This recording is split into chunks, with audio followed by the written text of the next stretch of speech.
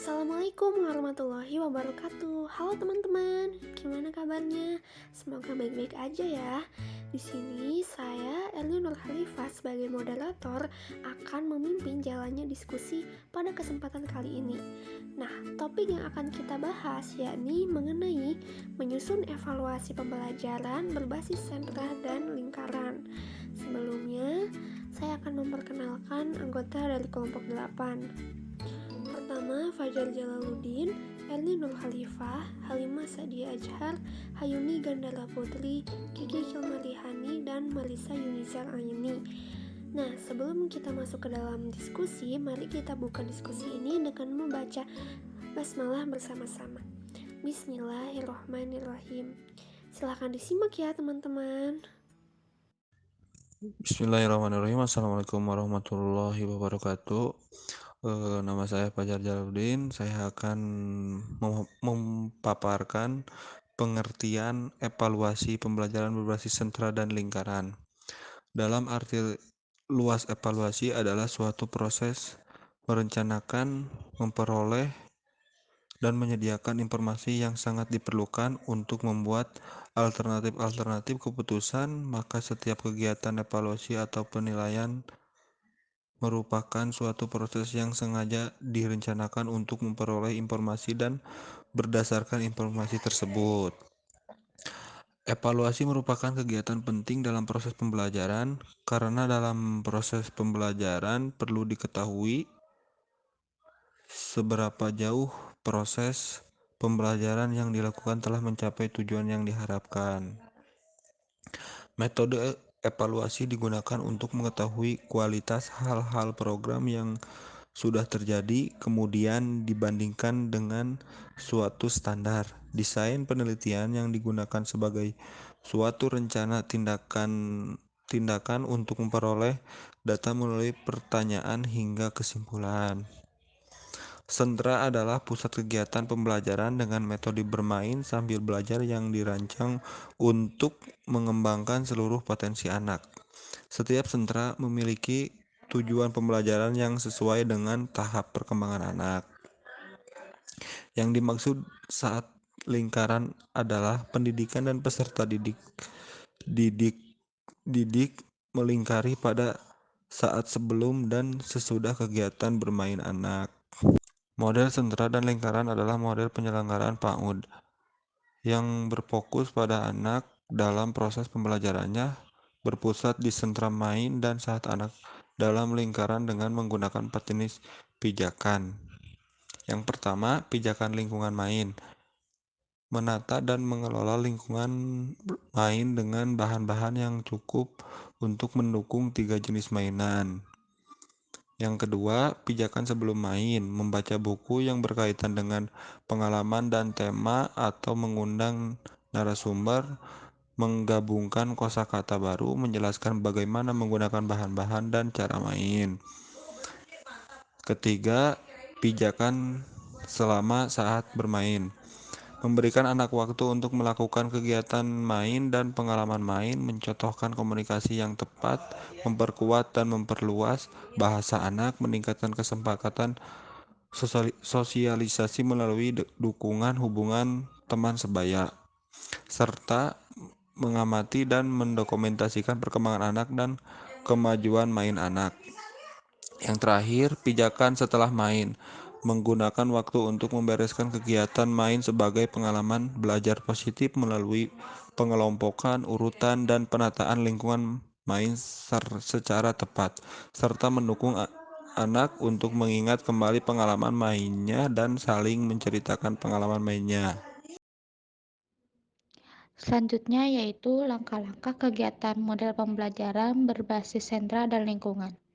Dalam proses pembelajaran selling atau BCCT, ini digunakan langkah-langkah untuk mendukung perkembangan anak. Antara lain, yang pertama yaitu penataan lingkungan.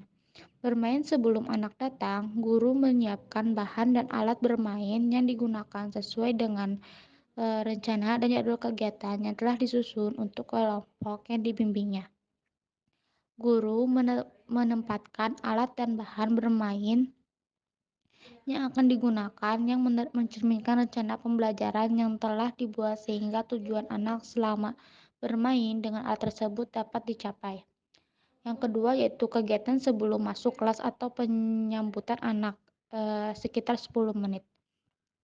Guru menyambut kedatangan anak dengan tegur sapa, senyum, dan salam. Anak-anak langsung diarahkan untuk bermain bebas bersama teman-teman sambil menunggu kegiatan dimulai. Kondisi awal yang harus diketahui oleh guru dan peserta didik saat datang adalah ekspresi emosi yang menunjukkan rasa nyaman berada di sekolah. Bila kondisi ekspresi emosi anak saat datang menunjukkan kesedihan atau murung, maka guru perlu menetralisir emosi anak terlebih dahulu dengan kegiatan transisi seperti membaca buku, cerita, puzzle, dan sebagainya. Yang ketiga yaitu pembukaan atau pengalaman gerak kasar sekitar 20 menit.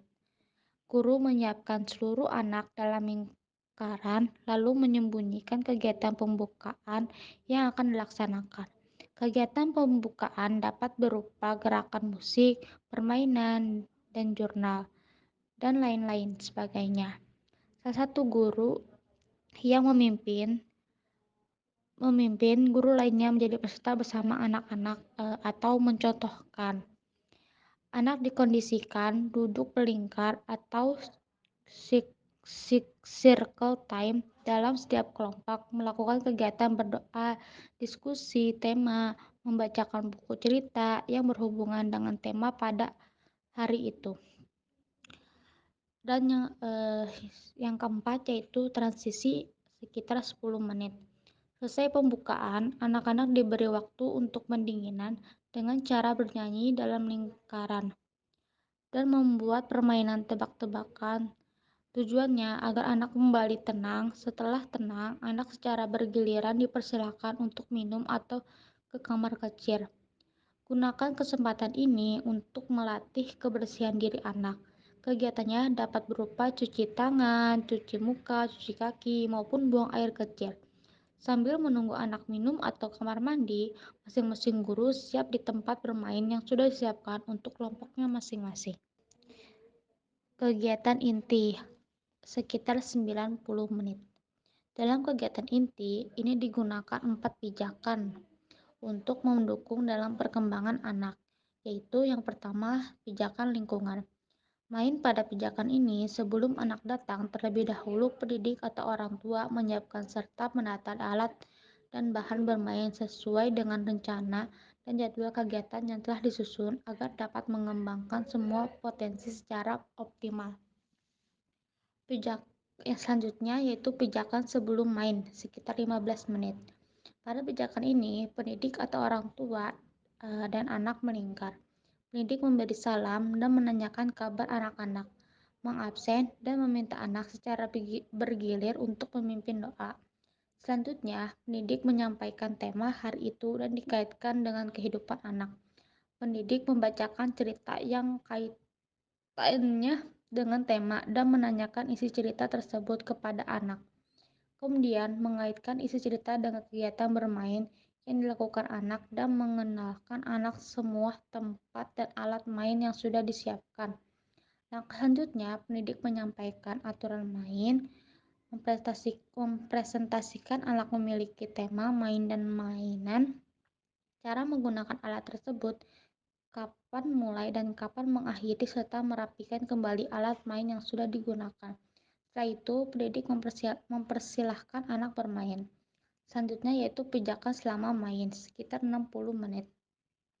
Pada pijakan ini, pendidik berkeliling di antara anak-anak yang sedang bermain, memberi contoh bagi yang belum bisa menggunakan alat main, memberikan dukungan dengan pertanyaan positif yang ada kaitannya dengan pekerjaan yang dilakukan anak, memberi bantuan jika dibutuhkan, catat apa yang dilakukan anak, baik jenis mainan maupun tahap perkembangannya, dan mengumpulkan hasil kerja anak dengan terlebih dahulu catat nama dan tanggal.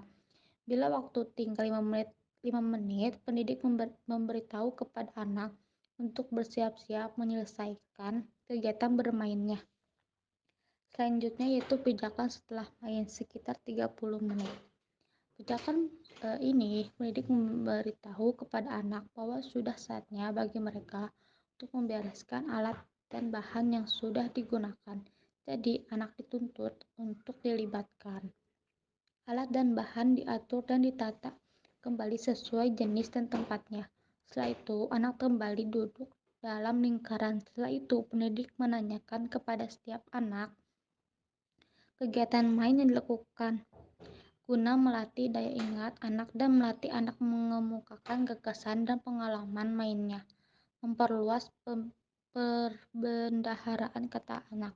Yang keenam yaitu makan bersama sekitar 10 menit. Usahakan setiap pertemuan ada kegiatan makan bersama. Jenis makanan berupa kue atau makan lainnya yang disiapkan sekolah atau yang dibawa oleh masing-masing anak. Sekali dalam 1 bulan diupayakan ada makanan disediakan untuk perbaikan gizi. Sebelum makan bersama, guru mengecek apakah ada anak yang tidak membawa makanan. Jika ada, tanyakan siapa yang mau berbagi makanan pada temannya. Kemudian, guru memberitahu jenis makanan yang baik dan kurang baik. Jadikanlah waktu makan bersama sebagai pembiasaan tata cara makan yang baik atau adab makan, dan libatkan anak untuk membereskan bekas makan dan membuang bungkus makanan ke tempat sampah. Dan yang terakhir yaitu kegiatan penutup sekitar 10 menit. Setelah semua anak berkumpul membentuk lingkaran, guru dapat mengajak anak menyanyi dan membacakan puisi. Guru menyampaikan rencana kegiatan hari berikutnya dan menganjurkan anak untuk bermain yang sama di rumah masing-masing. Kemudian guru memberikan kesempatan kepada anak secara bergilir untuk memimpin doa penutup, dan untuk menghindari berebut saat pulang, digunakan urutan berdasarkan warna baju, usia, atau cara lain untuk keluar yang bersalaman terlebih dahulu. Baik, untuk materi selanjutnya, yakni materi C mengenai teknik evaluasi pembelajaran berbasis sentra dan lingkaran. Ada 2 jenis evaluasi dalam model sentra dan lingkaran, yaitu evaluasi program dan evaluasi kemajuan perkembangan anak. Pertama, evaluasi program. Evaluasi program bertujuan untuk mengetahui efektivitas pelaksanaan program PAUD. Evaluasi program mengukur sejauh mana indikator keberhasilan penyelenggaraan PAUD yang bersangkutan. Evaluasi program mencakup penilaian terhadap kinerja pendidik dan pengelola, program pengajaran, administrasi kelompok. Evaluasi program dilakukan oleh petugas Dinas Pendidikan Kecamatan bersama dengan unsur terkait. Evaluasi program dapat dilakukan setidaknya setiap akhir tahun kegiatan belajar anak. Yang kedua, ada evaluasi kemajuan perkembangan anak. Pencatatan kegiatan belajar anak dilakukan setiap pertemuan dengan cara mencatat perkembangan kemampuan anak dalam hal motorik kasar, motorik halus, berbahasa, sosial, dan aspek-aspek lainnya. Pencatatan ini dilakukan oleh pendidik. Selain mencatat kemajuan belajar anak, juga mencatat dengan menggunakan lembaran checklist perkembangan anak. Dilihat dari perkembangan hasil karya anak. Karena itu, semua hasil karya anak dijadikan sebagai bahan evaluasi dan laporan perkembangan hasil belajar kepada orang tua masing-masing anak. Teknik evaluasi pembelajaran berbasis sentra dan lingkaran ini menggunakan salah satu teknik berbasis teknik non-tes. Ada beberapa teknik non-tes yang biasa digunakan, diantaranya A. Pemberian tugas. Pemberian tugas adalah suatu cara penilaian yang dilakukan dengan memberikan tugas-tugas tertentu sesuai dengan kemampuan yang akan diungkap. Penilaian dengan cara ini dapat digunakan dengan cara melihat hasil kerja anak dan cara anak mengerjakan tugas tersebut. Pemberian tugas sebagai alat penilaian dapat diselesaikan secara kelompok, berpasangan, atau individual. Data penilaian yang diperoleh melalui pemberian tugas ini dapat direkam dengan menggunakan format tugas, daftar cek, dan skala penilaian. Contoh pemberian tugas adalah membentuk dengan tanah liat atau plastisin. Kemudian B. Percakapan. Percakapan adalah penilaian yang dilakukan melalui percakapan atau cerita antara anak dan guru, atau antara anak dengan anak. Percakapan dalam rangka penilaian dapat dilakukan guru dengan sengaja dan topik yang dibicarakan juga sesuai dengan tema pelaksanaan kegiatan pada saat itu. Selanjutnya, C. Ada observasi atau pengamatan. Observasi atau pengamatan merupakan alat pengumpulan data nilai yang dilakukan dengan merekam atau mencatat secara sistematik gejala-gejala tingkah laku yang tampak. Pada dasarnya, pengamatan dapat dilakukan setiap waktu dan siapa saja, sehingga ada orang yang menyatakan bahwa pengamatan merupakan salah satu teknik penilaian yang sederhana dan tidak memerlukan keahlian yang luar biasa. Namun, untuk memperoleh hasil yang tepat atau objektif, pengamatan perlu direncanakan sedemikian rupa. Selanjutnya, D. Ada catatan anekdot. Catatan anekdot merupakan salah satu bentuk catatan tentang gejala tingkah laku yang berkaitan dengan sikap dan perilaku anak yang khusus, baik yang positif maupun negatif. Catatan anekdot cocok digunakan sebagai alat bantu pencatatan hasil pengamatan. Hal-hal yang dicatat dapat meliputi prestasi yang ditunjukkan anak, baik berupa karya atau sikap dan perilaku. Selanjutnya, skala penilaian. Skala penilaian memuat daftar kata-kata atau pernyataan mengenai tingkah laku, sikap, dan atau kemampuan siswa.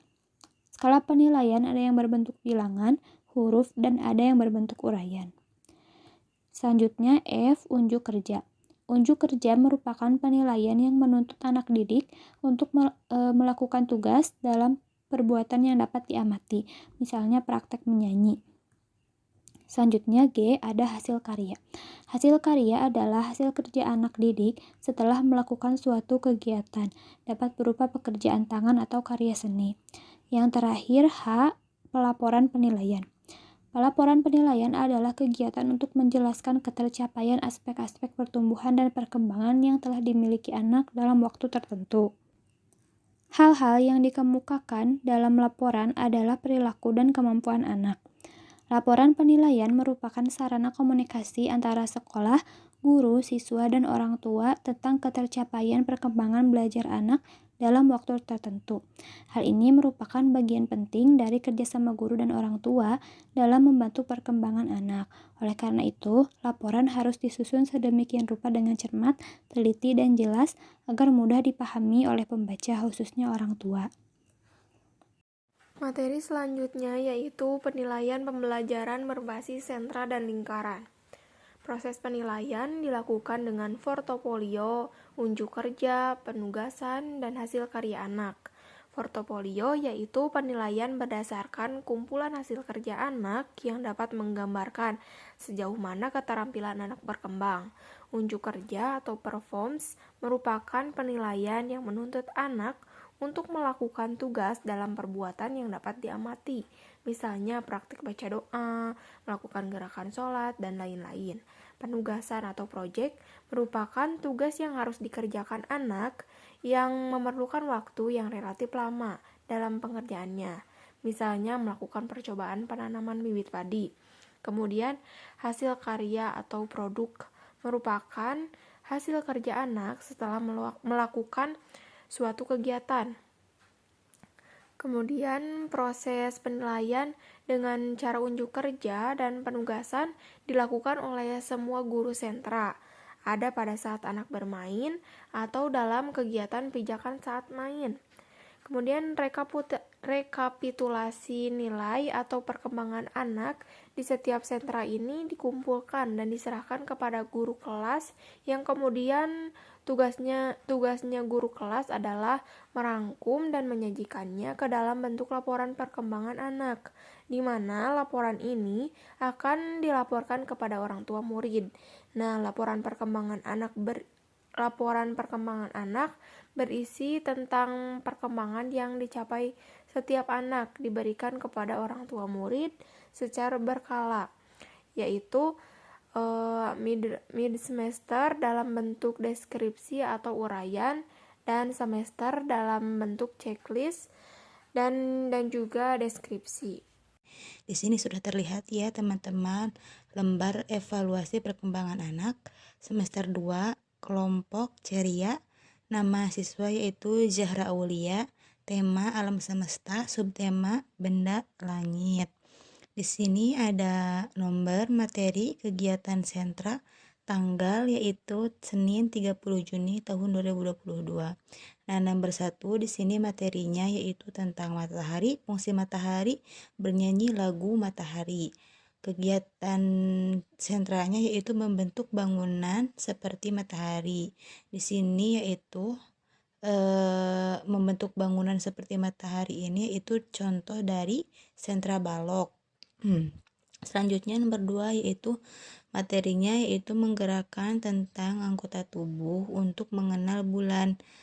Kegiatan sentranya yaitu menghitung jumlah bulan, mewarnai gambar bulan, dan memasangkan angka dengan jumlah bulan yang sudah dihitung. Di sini yaitu contoh dari sentra persiapan. Selanjutnya yang ketiga yaitu materinya memiliki rasa ingin tahu tentang bintang. Kegiatan sentranya yaitu bermain peran dengan setting bumi, ruang angkasa, dan langit. Di sini yaitu contohnya masuknya ke sentra peran. Selanjutnya yaitu mengenal bintang sebagai ciptaan Allah, dan ini termasuk contohnya ke dalam sentra ibadah. Yang keempat yaitu materinya yaitu memiliki sikap menaati aturan saat bermain. Terus kegiatan sentranya yaitu berjalan sesuai aturan di tangga berbentuk pelangi. Contoh dari sentranya yaitu ini sentra olah tubuh. Yang terakhir yaitu poin nomor 5, materinya yaitu mengenai membuat karya membentuk simulasi pelangi. Kegiatan sentranya yaitu membuat simulasi pelangi dari tisu dan pewarna alami dari tumbuhan. Di sini termasuk yaitu contohnya ke dalam sentra alam. Nah, dari tabel evaluasi perkembangan anak yang telah saya jelaskan dapat dijelaskan melalui keterangan di bawah ini. Pendidik mengamati anak dan mengisi lembar evaluasi perkembangan anak dengan menuliskan yang pertama yaitu D atau dalam proses, artinya anak didik belum bisa melakukan apa yang diajarkan pada materi. Yang kedua yaitu M, berarti artinya mulai berkembang, artinya anak didik belum sepenuhnya bisa melakukan apa yang ada di materi. Dan yang terakhir yaitu B, artinya berkembang, artinya anak didik sudah bisa melakukan sesuai materi yang diajarkan. Di sini sudah terlihat ya teman-teman, ada yang nomor 1 yaitu sentra balok, ini nilainya M, berarti anak itu mulai berkembang. Yang kedua ada sentra persiapan, M juga, di sini berarti anak sudah mulai berkembang. Selanjutnya yaitu ada sentra peran, di sini nilainya D, berarti anak masih dalam proses. Dan di sini ada sentra ibadah, itu B, berarti anak sudah berkembang. Dan di sini juga ada sentra olah tubuh, di sini terdapat nilai B juga, berarti anak sudah berkembang. Dan yang terakhir itu sentra alam, nilainya B juga, berarti anak sudah berkembang. Mungkin cukup sekian dari saya, mohon maaf bila ada salah kata. Selanjutnya dikembalikan kepada moderator.